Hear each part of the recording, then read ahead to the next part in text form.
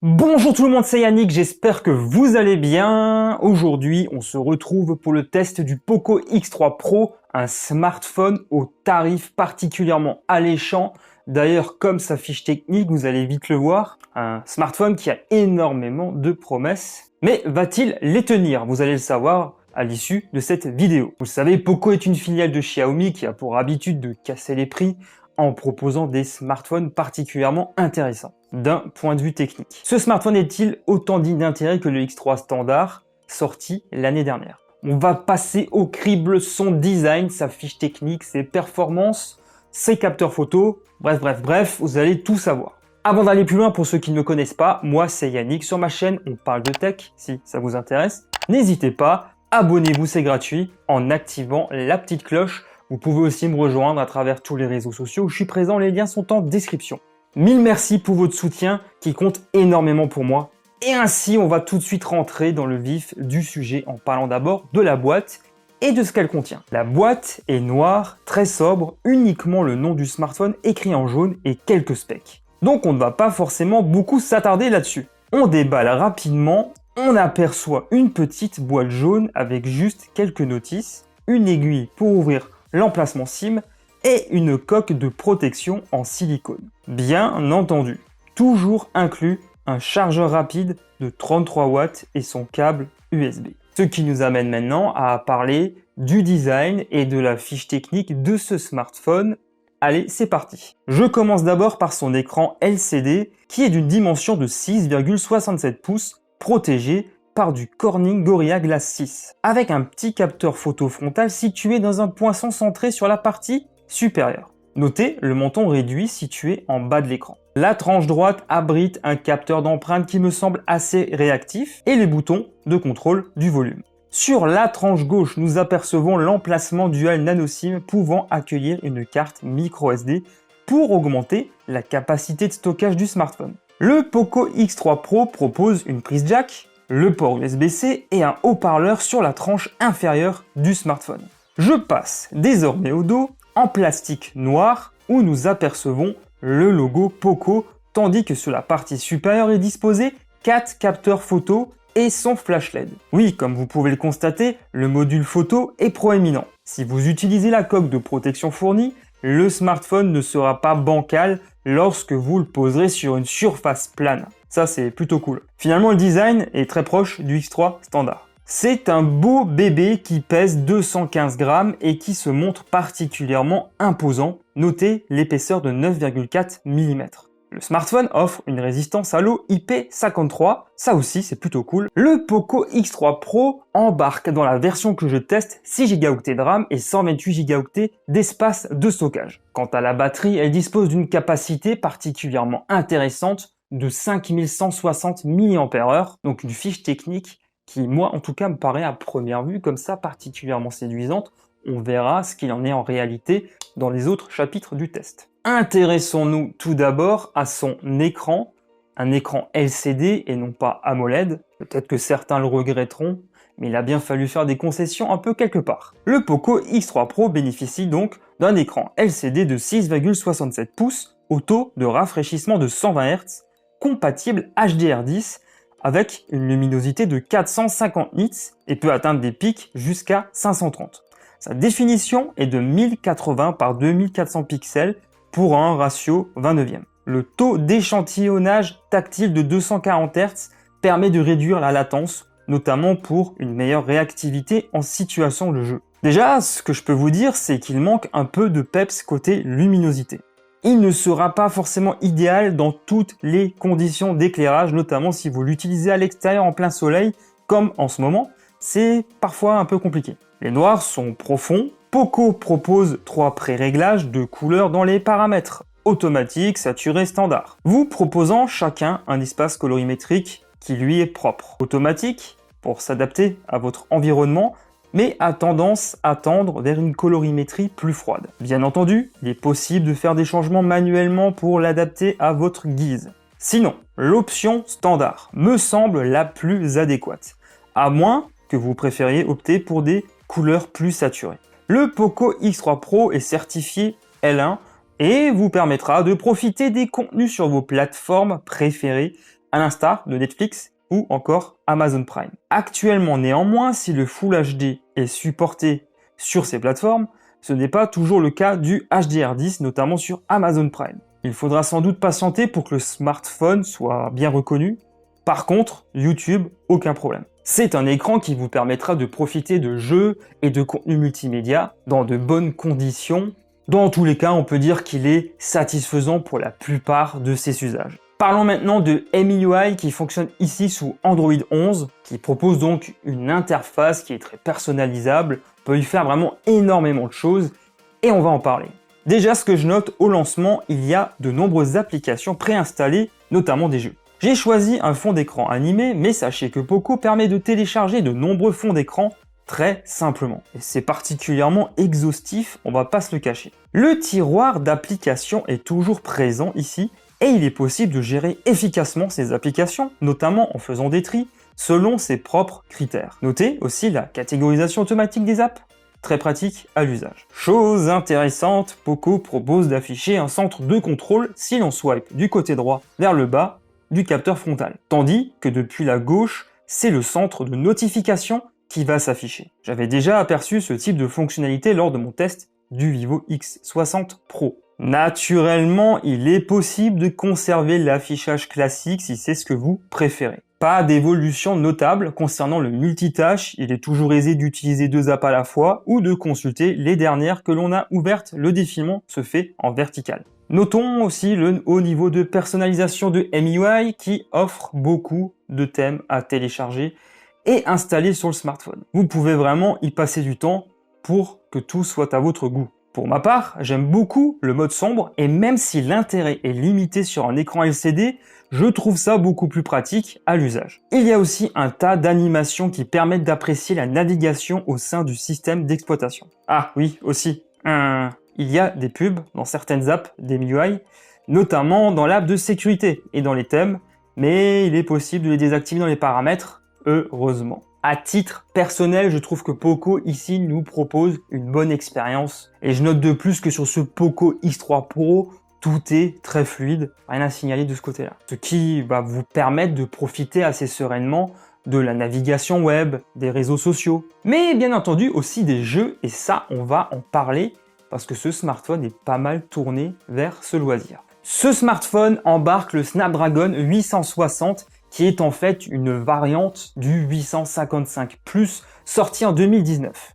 Dans les jeux, c'est un vrai bonheur, je note une grande fluidité et toujours une excellente réactivité. J'ai pu m'amuser un long moment dans des hits 3D particulièrement gourmands. Après tout, le smartphone en a dans le ventre, donc pourquoi se priver? Et surtout, il est aussi un petit peu fait pour ça, non? J'ai également passé ce joujou sur le grill de plusieurs benchmarks pour que vous puissiez avoir une idée précise de ses performances.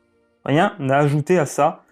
Toutefois, parfois, il m'arrive d'avoir quelques petits accrochages uniquement en 120 Hz, ici et là. Ce ne sont pas vraiment des saccades, mais je mets ça sur le compte peut-être de l'écran qui n'est peut-être pas toujours au niveau et non aux performances développées par le SoC. Peut-être d'ailleurs que ce sera corrigé à l'occasion d'une mise à jour, je ne sais pas. On parle souvent de l'importance du retour haptique. Poco a ajouté un moteur de vibration linéaire sur l'axe Z.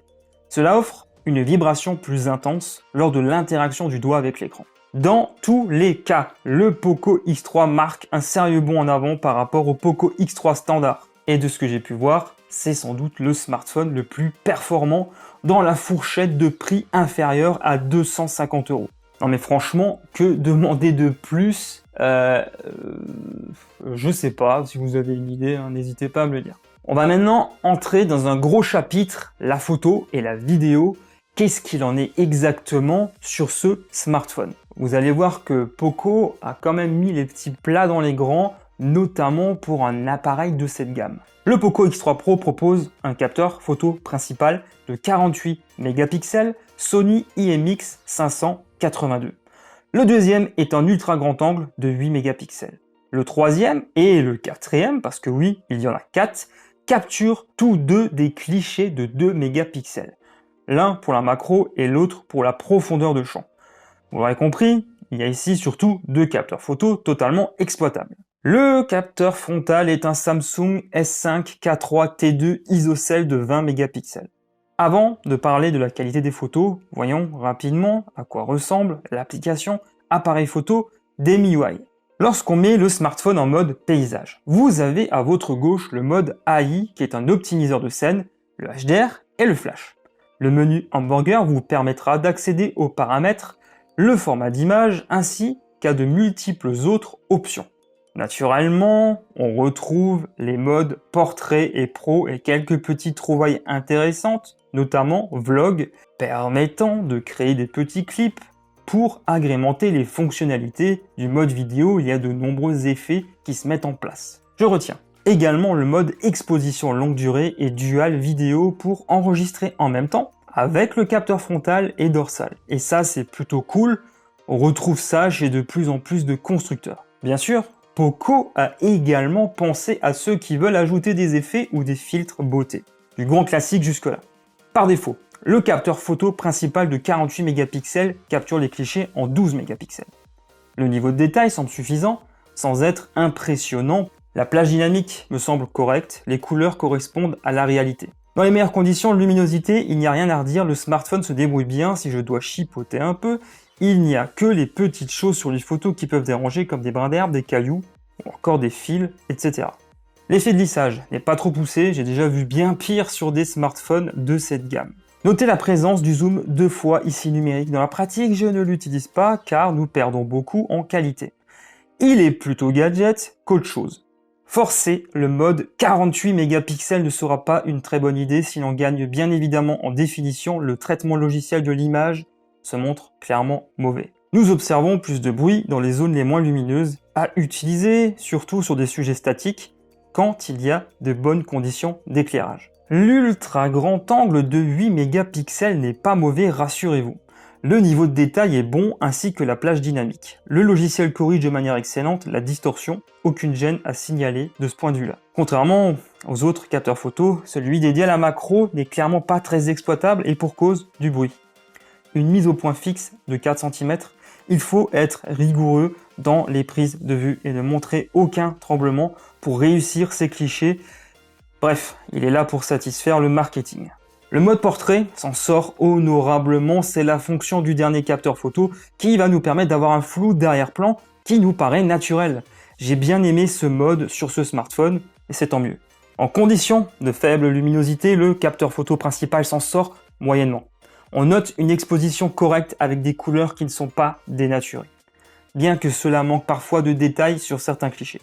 Le lissage est plus prononcé dans le traitement logiciel pour réduire le bruit de l'image et ça se ressent pas mal puisque cela a comme effet de supprimer pas mal de détails sur les photos et on s'en rend compte tout de suite. Le mode nuit va permettre de récupérer un peu d'équilibre, moins de bruit, plus de détails, ainsi qu'une meilleure colorimétrie sur l'image. Donc j'aurais plutôt tendance à vous conseiller d'utiliser le mode nuit pour mieux réussir vos clichés lorsque les conditions d'éclairage ne sont pas les meilleures.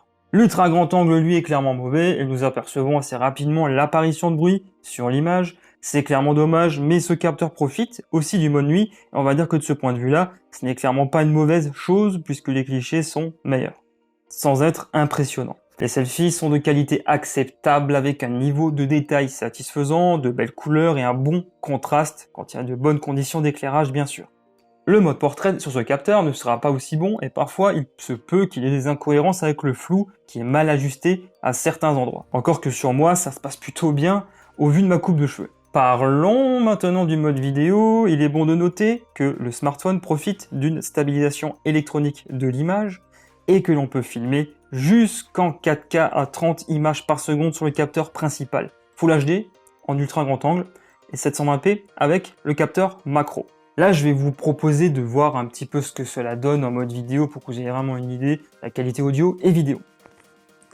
Voilà, pour que vous puissiez là vous faire une idée de la qualité d'image et également de l'audio. Voilà. Sachez également donc qu'il y a une stabilisation électronique et il y a aussi un mode ultra stabilisé que je vais vous montrer.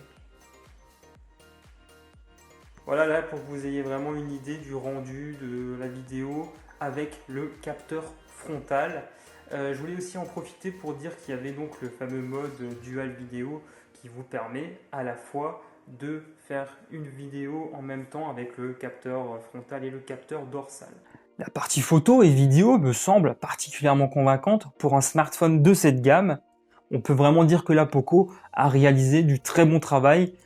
En tout cas, c'est ce que je trouve à titre personnel. Après, je sais pas ce que vous en pensez. Sachez en tout cas que je partage aussi sur Instagram des clichés pris avec ce smartphone. C'est peut-être plus facile à voir que là en vidéo. Donc n'hésitez pas à y jeter un œil. De toute façon, le lien est en description.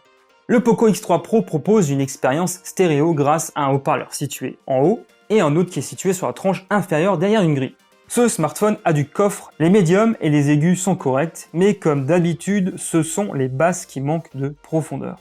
J'aurais toujours une préférence pour les petites enceintes portables Bluetooth, bien que parfois, voilà, ça peut dépanner. Je ne pourrais pas vous donner mon avis sur les écouteurs fournis par Poco car je ne les ai pas. Rappelons qu'il y a aussi une prise jack, ça c'est plutôt cool. Parlons à présent de l'autonomie, qu'est-ce qu'il en est? Rappelons qu'il y a une batterie d'une capacité de 5160 mAh.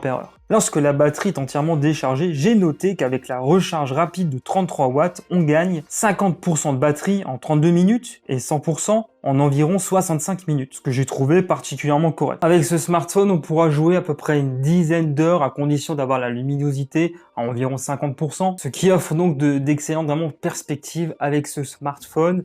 Parfois, je trouve qu'il chauffe un petit peu, mais ça va, ça reste quand même assez raisonnable par rapport à d'autres appareils. Voilà, donc là on a vraiment fait le tour de tous les principaux points de ce smartphone. Au final, qu'est-ce que j'en pense exactement? Voici mon verdict. Alors ce smartphone a tout d'abord été lancé à moins de 200 € directement sur le site de Poco pour ceux qui l'avaient pris voilà en avance.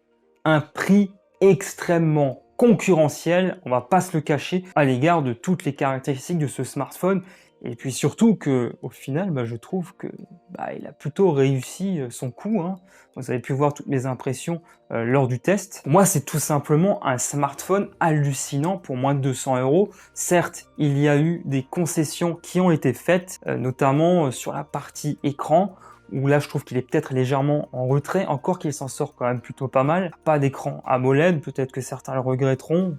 Moi, je trouve pas forcément que c'est une grande gêne pour cette gamme de produits. Il est IP53, il a une bonne autonomie, il a une prise jack, un module photo assez convaincant, MIUI 12 qui est tout simplement excellent, et donc bien entendu donc le prix très attractif. Il y a finalement quand même assez peu de concessions à l'égard du prix, je trouve. Ce qu'on pourrait peut-être regretter, c'est qu'il est un poil lourd et encombrant, et qu'il y a aussi un peu trop d'applications préinstallées à mon goût, sous MIUI. Alors, quelle autre alternative à ce smartphone vous conseillez? Moi, à titre personnel, j'ai un peu cherché, j'ai pas forcément trouvé. Il y aura peut-être le Redmi Note 10 Pro qui a un tarif assez proche. Il y aura peut-être lui l'écran AMOLED, mais il n'a pas le même socle. Là, franchement, Poco, ils ont fait un très bon boulot. J'ai finalement, moi, assez peu de choses à lui reprocher. Naturellement, si ce smartphone vous intéresse, je vous mets le lien en description. N'hésitez pas à m'écrire en commentaire si jamais vous avez des questions sur cet appareil, des choses que je n'aurais pas forcément évoquées durant la vidéo. Je me ferai une joie d'y répondre. Dans les prochains temps, je vais encore avoir l'occasion de vous parler encore de pas mal de smartphones. Ces dernières semaines, j'étais pas mal à la bourre, mais je vais me rattraper. Voilà, c'est tout pour aujourd'hui. J'espère énormément que cette vidéo vous a plu. Si c'est le cas, merci infiniment de me soutenir en lâchant un gros pouce en l'air, ça va beaucoup m'aider. N'hésitez pas non plus à me suivre à travers tous les réseaux sociaux où je suis présent, les liens sont en description. Et n'oubliez pas de vous abonner si ce n'est pas encore fait. Pour ma part, je vous retrouve très bientôt pour de nouvelles vidéos. D'ici là, prenez soin de vous, portez-vous bien. Ciao tout le monde.